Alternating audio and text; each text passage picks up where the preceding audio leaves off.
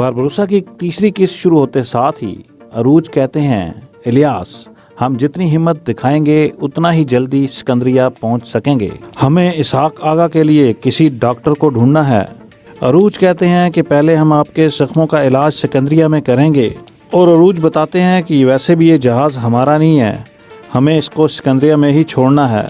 इलियास इसहाक आगा से कहते हैं कि भाई हम सब मिलकर फिर मिडली जाएंगे। अरूज कहते हैं, बिल्कुल भाई, हम सब मिलकर जाएंगे, चच्ची जान और आपके बच्चों की कब्रों पर भी। जब अरूज जिक्र करते हैं डिस्पीना का सुनकर इसहाक आगा को और गुस्सा आ जाता है और वो कहते हैं, डिस्पीना, इसी डिस्पीना की वजह से सारा खानदान बर्बाद हो गया और तुम मुझसे ऐसे पेश मत आओ जैसे तुम्हें खानदान की बहुत फिक्र हो। वही डिस्पीना जिसके लिए तुम भाग खड़े हुए और वो जहाज जो हमारे लिए मुसीबतों का बायस बने, ये है तुम्हारा खानदान। फिर इसहाक आगा अरूज से कहते हैं, तुम मेरे भाई कभी थे ही नहीं, जिसे सुनकर अरूज को बहुत दुख होता है। फिर इसहाक आगा कहते हैं, जाओ जाकर तुम कज़ाकों के बाप बन जाओ, उन्हीं के पास जाओ जो तुम्हें बाबा अरूज कहते हैं। मैं इन्हीं कज़ाकों की वजह से अपनी बीवी और बच्चों से महरूम हुआ 2 मरतबा। फिर इसहाक आगा कहते हैं, जो मेरे दर्द में शरीक नहीं, जो हमारे जद्दी पुश्ती घर से भाग खड़े हुए, वो हमारे अपने नहीं हो सकते। अरूज आगे बढ़कर अपने भाई का हाथ चूमना चाहते हैं, मगर इसहाक आगा हाथ हटा लेते हैं। अरूज अपने भाई से कहते हैं, भाई, हम सब तकलीफ में हैं, आप मुझे सजा दें, अगर इससे मसला हल हो सकता है मारे मुझे, लेकिन फिलहाल ये जो ज़ाहरी जख्म आपको लगे हैं, ये भी उन जख्मों से कम नहीं जो आपकी रूह को पहुँचे हैं। चलें सिकंदरिया चलकर आपके जख्मों का पहले इलाज करते हैं, फिर हम चले जाएंगे। हम बस इतना ही करना चाहते हैं। अरूज अपने भाई के सामने सर झुकाते हैं तो इसहाक आगा गुस्से में हल्का सा पंच मारते हैं और कहते हैं, चलो मुझे मेडली ले चलो। इसहाक आगा का फैसला सुनकर अरूज परेशान होते हैं। इसहाक आगा कहते हैं, मुझे अपने जख्मों की कोई फिक्र नहीं, रास्ते में अगर मर भी गया तो अपने घर वालों के साथ दफन तो हो जाऊंगा। अरूज काफी रोते हैं। इसहाक आगा कहते हैं, कम से कम मेरी कब्र तो अपनों के करीब होगी। ये कहकर खिजर को ले जाते हैं। अरूज को बहुत तकलीफ महसूस होती है इसहाक आगा के इस फैसले से। इलियास भाई को इस तकलीफ में देखकर कंधे पर हाथ रखकर दिलासा देता है। पेट्रोस डेगो से पूछता है, यहाँ क्या चल रहा है? डेगो बताता है, जिस लड़की ने धमाका करने वाले आदमी की मदद की थी वो यहाँ है। पेट्रोस बताता है, खुफिया महाफिज अयूब का बेटा भी यहाँ है। डेगो बताता है, तुम्हें जिसकी तलाश थी वो सब यहीं पर हैं। पेट्रोस कहता है, यहाँ कोई और भी है जिसका चेहरा मुझे साफ दिखाई नहीं दे रहा। पेट्रोस कहता है, अब इन सब को दफनाने का वक्त आ गया है। ये कहकर पेट्रोस उन पर गन तान लेता है, मगर जैसे ही उस अजनबी शख्स का चेहरा देखता है तो गन हटाकर कहता है, नहीं नहीं नहीं, ऐसा नहीं हो सकता। इतने में अजनबी शख्स बच्चों को अंदर भेज देता है। पेट्रोस वापस जाते हुए कहता है, क्या ये मुमकिन है? अजनबी शख्स और ज़ैनब को भी शक हो जाता है कि शायद कोई वहाँ है, जबकि पेट्रोस उस अजनबी शख्स का चेहरा देखने के बाद हैरान और परेशान होता है। अजनबी शख्स खतरा महसूस होने पर ज़ैनब को भी अंदर भेज देता है और कहता है कि मैं देखता हूँ कोई कुत्ता या बिल्ली तो नहीं। जब वो अंदर चले जाते हैं तो उन्हें कहते हैं, दरवाज़ा बंद कर लो। वो अजनबी शख्स जब पेट्रोस की तरफ जाता है तो पेट्रोस और डेगो भाग जाते हैं। अजनबी शख्स टूटी हुई टहनी देखकर कहता है, न कुत्ता न बिल्ली, कोई है जो सराय पर नजर रखे हुए है, और दुआ फरमाते हैं, या अल्लाह हमारी मदद फरमा। यहाँ सिकंदरिया में एजाबील के बाप को रात को कुछ महसूस होता है तो वो उठकर बाहर जाता है, ये देखने के लिए कि आखिर क्या हो रहा है।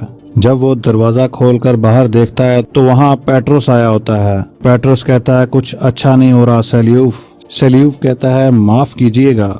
फिर सेल्यूफ पेट्रोस को कमरे में बिठाकर पूछता है, आपको क्या चाहिए जनाब? पेट्रोस कहता है, मैं चाहता हूँ कि यतीम खाने में हर एक की निगरानी की जाए, वो औरत ज़ैनब और वो बच्चा जिसका नाम हमजा है, क्या तुम कर सकोगे? سیلوف کہتا ہے جی جناب جیسا آپ کا حکم۔ پھر اٹھ کر جانے لگتا ہے تو اس کو اس اجنبی آدمی کا خیال آتا ہے تو کہتا ہے ایک اور آخری بات، میں نے یتیم خانے کے پاس ایک آدمی کو دیکھا تھا، ایک ایسی چیز جس کے بارے میں میرا خیال تھا کہ وہ میں دوبارہ کبھی نہیں دیکھوں گا۔ سیلوف کہتا ہے میں سمجھا نہیں جناب آپ کس کی بات کر رہے ہیں، لیکن اگر آپ چاہیں تو یتیم خانے میں آنے جانے والے ہر ایک بندے کو ہم قتل کر ڈالیں گے، ہم آپ کے لیے سب کچھ کر سکتے ہیں۔ پیٹرس پوچھتا ہے کیا تم کسی ایسے شخص کو مار سکتے ہو جو پہلے ہی مر چکا ہو سیلوف کہتا ہے میں سمجھا نہیں جناب۔ پیٹرس کہتا ہے چھوڑو سیلوف، تم نہیں سمجھو گے، تم کبھی نہیں سمجھ سکتے۔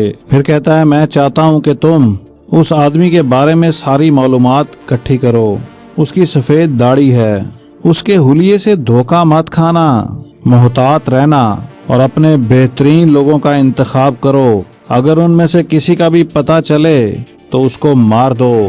سیلوف کہتا ہے جی جناب جو آپ کا حکم۔ یہ کہہ کر پیٹرس وہاں سے چلا جاتا ہے۔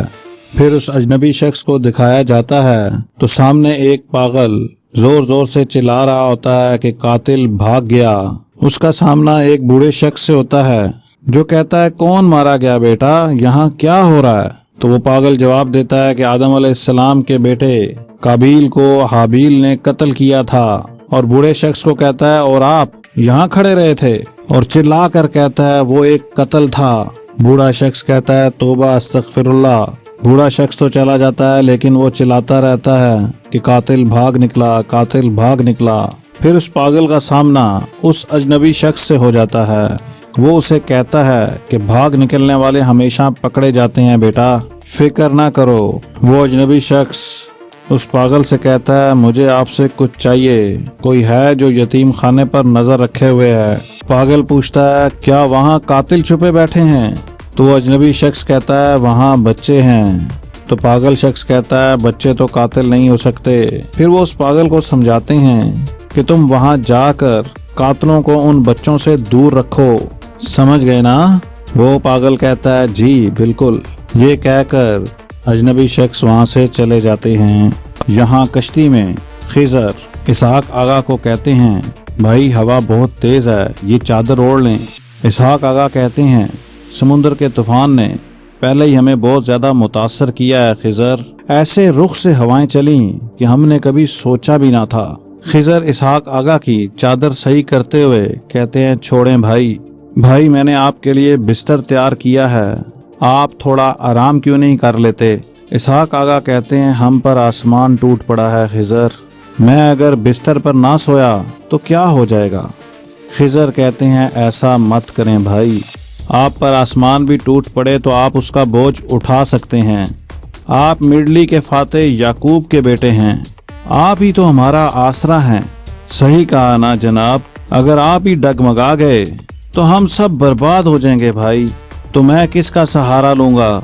اسحاق آغا کہتے ہیں اس بھائی کا جو مجھے تنہا چھوڑ گئے جب میں ایک چٹان کی طرح ان کے لیے کھڑا تھا، یا اپنے اس خاندان کا جو میرے بھائیوں کی وجہ سے مارا گیا، ذرا دیکھو انہوں نے مڈلی میں ہمارے ساتھ کیا کیا، وہ مڈلی جسے یعقوب صاحب نے اپنے زورے بازو سے فتح کیا تھا، اس جزیرے کے بیچوں بیچ جسے ہم اپنا وطن سمجھتے تھے، سایہ دار شجر گر گیا خضر، اب دوبارہ نہیں کھڑا ہو سکتا۔ یہ سن کر نیکو جو کہ چپو چلا رہا تھا کہتا ہے مجھے کچھ نہیں کہنا چاہیے، مگر بے شک اس سایہ دار درخت کو کاٹنے کی کوششیں ہو رہی ہیں، لیکن وہ ابھی بھی کھڑا ہے کیونکہ اس کی جڑیں زمین میں بہت گہری ہیں۔ مڈلی ہمارا وطن ہی نہیں بلکہ وہ آپ کے ہاتھوں میں امانت ہے۔ اسحاق آغا کہتے ہیں شاید ایسا تھا، لیکن اب میرے لیے وہ تباہ ہو چکا ہے بیٹا۔ اگر تمہیں مٹی کے نیچے کینچوؤں کی مانند غدار نظر نہیں آ رہے، بہتر یہی ہے کہ تم بھی مٹی کے نیچے چلے جاؤ، بجائے اس کے کہ زمین پر تم سردار کہلاؤ۔ خضر پوچھتے ہیں مڈلی میں کن لوگوں نے غداری کی جناب؟ کیا ہمارے علاقے میں یہ سب کرنے والے واقعی کوئی غدار ہیں؟ اسحاق آغا کہتے ہیں یوروگو۔ پیٹرو کی پریشانی دیکھ کر اس کا دوست ڈریگو کہتا ہے آپ کی خاموشی مجھے ڈرا رہی ہے، مجھے پہلی مرتبہ آپ کی آنکھوں میں خوف دکھائی دے رہا ہے۔ وہاں یتیم خانے کے پاس جو آدمی تھا وہ کون تھا؟ پیٹرو کہتا ہے وہ ایک راز جو مٹی میں دبا دیا گیا تھا اور آج میرا اس سے سامنا ہو گیا۔ وہ مسلمان نظر آ رہا تھا، ایک سفید داڑھی والا درویش، لیکن میں تمہیں یقین دلاتا ہوں ڈیگو کہ یہ شخص دنیا کا خطرناک ترین شخص ہو سکتا ہے۔ اگر میرا دماغ مجھے دھوکہ نہیں دے رہا تو بس اتنا کہہ کر ساحل سمندر کی طرف چل پڑتا ہے۔ پھر ڈسپینا کو دکھایا جاتا ہے جو کہ غصے میں آیا کو کہتی ہے دفع ہو جاؤ منحوس عورت۔ جواب میں وہ کہتی ہے تم ایسا کیوں کر رہی ہو میری بیٹی؟ میں نے تمہارے لیے کھانا بنایا ہے، تمہیں کھانا ہوگا اپنے بچے کی خاطر۔ ڈسپینا جواب دیتی ہے تمہیں میرے بچے کی کوئی فکر نہیں، مجھے تمہارے ارادوں کا علم ہے، تم یہاں ازابیل کے ساتھ مل کر میرے بچے کو مارنے آئی ہو، پتہ نہیں اس کھانے میں تم نے کیا ملا رکھا ہے۔ وہ جواب دیتی ہے دیکھو بیٹی، یہ تم کیا کہہ رہی ہو، تم میری بیٹی کی طرح ہو۔ پھر ڈسپینا دروازہ کھول کر کہتی ہے قاتلو، تم اور ازابیل قاتل ہو۔ وہ حیرانگی سے پوچھتی ہے کیا مطلب تمہارا؟ تمہارے پیٹ میں موجود بچہ تمہارے جسم میں زہر بھر رہا ہے اور تمہیں پتہ نہیں چل رہا۔ اگر تم نے میری بات نہ مانی تو میں تمہارے خاوند سے بات کروں گی۔ اور ڈسپینا غصے سے کہتی ہے اگر تم نے عروج کو کچھ بھی بتایا تو پھر دیکھنا، اور اسے کہتی ہے دفع ہو جاؤ۔ وہ جواب دیتی ہے بیٹی یہ تم کیا کر رہی ہو؟ ڈسپینا اسے دھکا دے کر دفع ہونے کو کہتی ہے اور دروازہ بند کر دیتی ہے اور بہت زیادہ روتی ہے۔ یہاں کشتی میں الیاس عروج سے کہتے ہیں کہ اسحاق آغا کی حالت ٹھیک نہیں ہے، وہ نہیں چاہتے تھے کہ ہم ان کے ساتھ جائیں لیکن ہمیں جانا چاہیے تھا۔ عروج کہتے ہیں میں بھی یہی سوچ رہا تھا الیاس، لیکن ہم کیسے جا سکتے تھے؟ یہ جہاز ہماری امانت میں ہے اور ہمارا عملہ بھی کتنی محنت سے کام کر رہا ہے، اور ویسے بھی مجھے ڈسپینا سے جلد از جلد ملنا ہے۔ جواب میں الیاس کہتے ہیں آپ تو ایسے نہ تھے بھائی جسے کسی کی یاد آتی ہو۔ الیاس پوچھتے ہیں کوئی اور بات ہے کیا؟ بھابھی ٹھیک تو ہے نا؟ عروج کہتے ہیں ہاں اللہ کا شکر ہے، میں وہاں بھائیوں کے سامنے یہ بات نہیں کہہ سکا۔ عروج خوشی میں الیاس کو بتاتے ہیں کہ ڈسپینا امید سے ہے۔ الیاس خوش ہو کر کہتے ہیں ارے یہ بات تو انہیں بتانی چاہیے تھی، اس سے شاید ان کا غصہ ٹھنڈا ہو جاتا۔ عروج کہتے ہیں شاید نہ ہوتا۔ پھر الیاس کہتے ہیں کہ ان کا گھر جہنم بن گیا، بہت تکلیف میں ہوں گے۔ عروج کہتے ہیں اسی وجہ سے تو میں بھی خاموش رہا۔ الیاس کہتے ہیں بھائی میں بھی خاموش تھا، لیکن اس وجہ سے کہ میں شرمندہ تھا۔ الیاس بتاتے ہیں کیا آپ کو پتہ ہے جب ہم نے انتوان کو مارا تو میں نے ایک قزاق کو ترس کھا کر چھوڑ دیا تھا، شاید یہ سب میری نرم دلی کی وجہ سے ہوا، شاید اسحاق آغا کے ساتھ جو کچھ بھی ہوا اس کا ذمہ دار میں ہوں۔ عروج کہتے ہیں ایسا مت کہو الیاس، یہ سب تقدیر ہے، ظالموں کو ظلم کرنے کا کوئی نہ کوئی راستہ مل ہی جاتا ہے، اسے یہ جاننے کے لیے کہ اس کے بھائی کو کس نے مارا۔ اس شخص کی ضرورت نہیں تھی، اس آدمی کو مار کر ہم نے کوئی غلطی نہیں کی، اور تم نے بھی ترس کھا کر کوئی غلطی نہیں کی، یہ سب تقدیر کے فیصلے ہیں۔ اور الیاس کو دلاسا دیتے ہیں اپنے آپ کو سنبھالو میرے شیر۔ کالیمنس میں پیٹرو پوچھتا ہے اس انجینئر کا کیا نام تھا؟ کمانڈر بتاتا ہے ابو محمد۔ کمانڈر کہتا ہے جناب میں سمجھا نہیں، اس انجینئر کے لیے پوپ اپنے آپ کو ان وحشیوں کے حوالے کیوں کرنے لگے؟ ویسے بھی وہ لوگ چاہتے ہیں کہ آپ اس شخص کو پوپ کے سامنے پیش کریں۔ پیٹرو کہتا ہے راڈکو تمہارا کام حکم پر سوال کرنا نہیں بلکہ حکم بجا لانا ہے، اور بتاتا ہے ابو محمد مملکوں کے لیے کام کرتا ہے، سکندریہ میں سلیف کو یہ خبر بھیجو، وہ ضروری انتظامات کرے گا۔ کمانڈر کہتا ہے جی جناب۔ جانے سے پہلے کمانڈر سے پوچھتا ہے کتابوں والے تاجر سلیمان والے معاملے کا کیا ہوا؟ کمانڈر کہتا ہے ہم اس پر کام کر رہے ہیں، بہت جلد نتائج حاصل ہوں گے۔ عروج کی کشتی سکندریہ پہنچ جاتی ہے، وہاں پر کلش صاحب خوش آمدید بہادرو کہتے ہیں اور پوچھتے ہیں تو تم لوگوں نے اس پوسیڈن کو سمندر کی گہرائیوں میں پہنچا دیا؟ عروج صاحب کہتے ہیں ہاں ہم نے اس کو سمندر کی گہرائیوں میں دھکیل دیا، لیکن اسے آخری سانس لیتے دیکھ نہیں پائے۔ کلش صاحب خوش ہو کر کہتے ہیں ارے دیوانوں، بہادروں۔ کلش صاحب کا بیٹا جلتے ہوئے کہتا ہے کہ اس سے ایسے گلے ملتے ہیں جیسے اپنے سگے بیٹے سے ملا جاتا ہے، اور مجھے یاد نہیں کہ آخری بار مجھے کب اس طرح گلے لگایا ہوگا۔ ایسے لگ رہا ہے جیسے عروج نے سارا بحر متوسط فتح کر لیا ہو، پھر غصے میں جعفر کو دبوچ کر لے جاتا ہے۔ عائشہ خالہ عزابیل کے پاس جا کر اسے کہتی ہے یہاں آؤ۔ عزابیل پوچھتی ہے کیا ہوا عائشہ؟ تم تازہ تازہ شکار ہوئی مچھلی کی طرح نظر آ رہی ہو۔ ان لومڑوں میں سے آدھے تو تمہارے ہی ہاتھوں میں پیدا ہوئے اور باقی آدھوں کے بیٹے تمہاری وجہ سے زندہ ہیں۔ عائشہ جواب دیتی ہے میں ان غنڈوں سے خوفزدہ نہیں ہوں، میں ڈسپینا سے خوفزدہ ہوں جسے میں اپنی بیٹی سمجھتی ہوں۔ عزابیل ہنستی ہوئی کہتی ہے اچھا تو تم بھی کسی کو اپنی بیٹی سمجھتی ہو، مجھے بیوقوف بنا رہی ہو۔ تمہیں اگر بابا عروج کا ڈر نہ ہوتا تو تم اس کا ذرا بھی خیال نہ رکھتی۔ عائشہ کہتی ہے نہیں، قسم سے ایسا نہیں ہے۔ عزابیل کہتی ہے جھوٹی قسم مت کھاؤ، بتاؤ ڈسپینا کیسی ہے، تم نے دیکھا اسے؟ عائشہ بتاتی ہے وہ پاگل ہے، جب تک وہ بچہ اس کی کوکھ میں ہے وہ ٹھیک نہیں رہے گی۔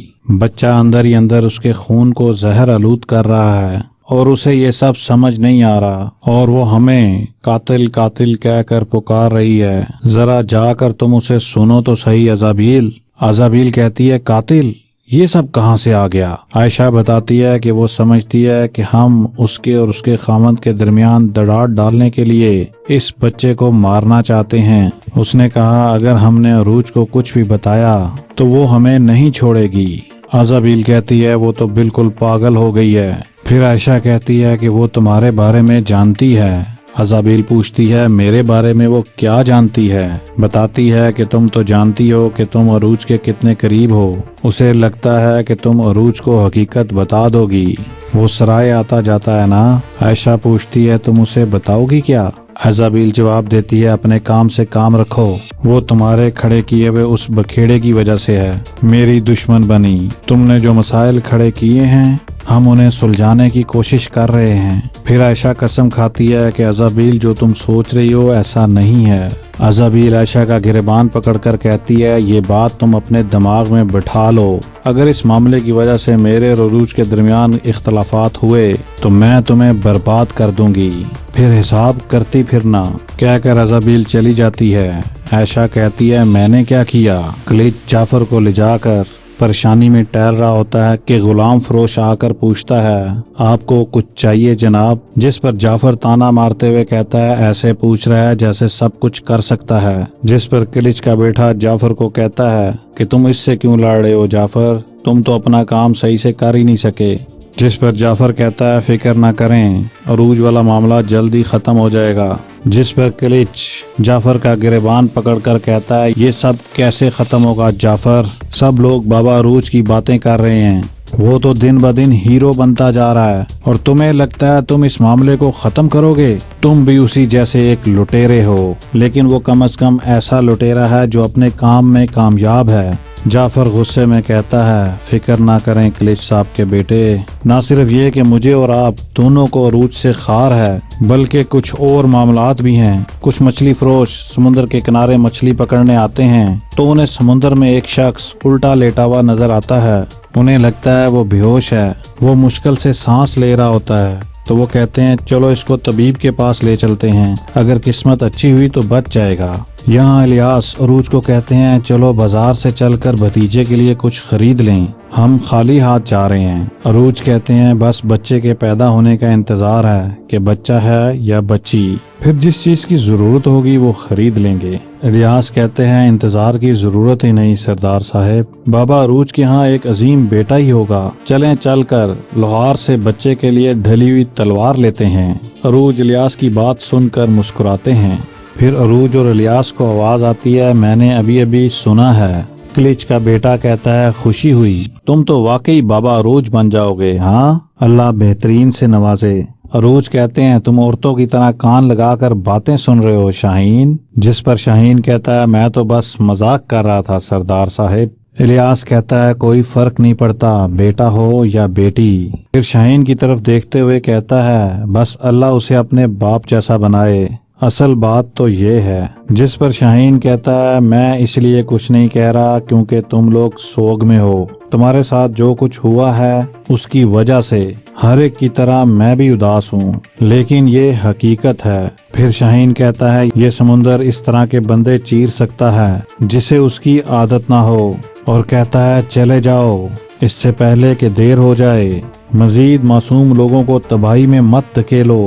الیاس آگے بڑھ کر کہتے ہیں تمہیں لگتا ہے کہ ہم سمندروں کے لائق نہیں، ہاں؟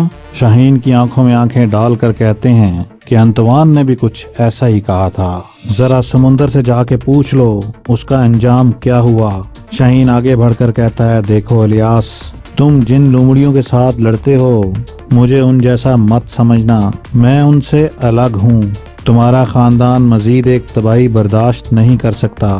الیاس شاہین کا گریبان پکڑ لیتا ہے اور شاہین کے سپاہی بھی تلواریں نکال لیتے ہیں۔ عروج الیاس کو آواز دیتے ہیں الیاس، پھر الیاس گریبان چھوڑ دیتا ہے۔ عروج کہتے ہیں دیکھو کلچ صاحب کے بیٹے، ہم نے تمہاری طرح سمندر میں اپنے باپ کے چھوڑے ہوئے جہازوں سے حکمرانی شروع نہیں کی، ہم نے خود سے اپنا نام بنایا ہے، ہمارا اعزاز ہے کہ جہاز سے پہلے ہمیں دشمن ملے۔ کلچ کا بیٹا کہتا ہے ٹھیک ہے، فی الحال سوگ مناؤ، لیکن یاد رکھنا برداشت کرنے کا وقت ختم، اب اس سمندر میں وہ والے لوگ نہیں رہیں گے جو اپنی تھیلیوں میں یونیتا کے سکے بھرتے ہیں۔ عروج، اب دوست اور دشمن واضح ہیں۔ پھر عروج آگے بڑھ کر کہتے ہیں اب یونیتا کو بھول جاؤ، اب سمندر میں صرف میں اور میرا بھائی ہوں گے، ہمارے شکار کرنے والے پرندے کو علم ہونا چاہیے کہ پہلے اس کا سر جائے گا۔ مسکراتے ہوئے عروج کہتے ہیں چلتے ہیں کلچ صاحب کے بیٹے، دیکھ لیں گے تم کس طرح کے شاہین ہو۔ عروج اور الیاس کے جانے کے بعد شاہین کہتا ہے دیکھ لیں گے۔ ڈسپینا گھر پر پریشان ہوتی ہے تو عروج اور الیاس آ جاتے ہیں۔ ڈسپینا عروج اور الیاس کو خوش آمدید کہتی ہے۔ ڈسپینا عروج اور الیاس سے پوچھتی ہے کیا بات ہے، آپ دونوں کے منہ کیوں بنے ہوئے ہیں؟ عروج کہتے ہیں کچھ نہیں ڈسپینا، کچھ کھایا نہیں، بس اتنی سی بات ہے۔ ڈسپینا کہتی ہے میں کھانا تیار کرتی ہوں۔ عروج کہتے ہیں رکو، تم کیسی ہو، رنگ فک ہوا پڑا ہے تمہارا۔ کہتی ہے بس یوں ہی کمزوری ہے تھوڑی، آپ کو تو پتہ ہی ہے بچے کے مسائل۔ عروج کہتے ہیں اسے پتہ ہے، اسے میں نے راستے میں بتا دیا تھا۔ تو الیاس کہتے ہیں بھابھی دیکھ لینا بھتیجا ہی ہوگا، تو جیسے ہی وہ چلنے لگے گا ہم نے مل کر تلوار بازی کی مشق شروع کر دیں گے، اور مجھے یقین ہے وہ بہت جلد اس جگہ کی لومڑیوں سے لڑے گا۔ ڈسپینا خوش ہو جاتی ہے۔ عروج کہتے ہیں تمہیں کیسے پتا کہ لڑکا ہی ہوگا، ہو سکتا ہے بیٹی ہو اور ماں کا ہاتھ بٹائے اور اپنی ماں جیسی خوبصورت ہو۔ ڈسپینیا کہتی ہے شکریہ عروج، پھر دونوں گلے لگ جاتے ہیں۔